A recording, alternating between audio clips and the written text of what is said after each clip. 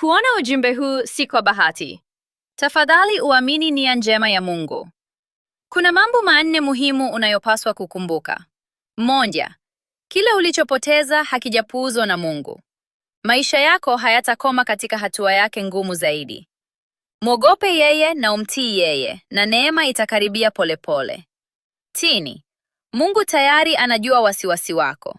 Kuhusu kazi, mwelekeo na fursa, milango mingine huenda bado haijafunguliwa, lakini hilo halimaanishi kwamba hajakutunza.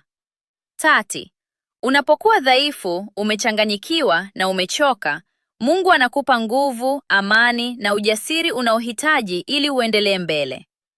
Nne, tafadhali usikate tamaa. Unachopitia sasa si mwisho.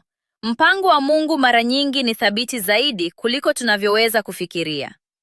Ikiwa hili limegusa moyo wako, tafadhali jibu kwa kuandika amina, na ulishiriki na wale wanaohitaji tumaini leo.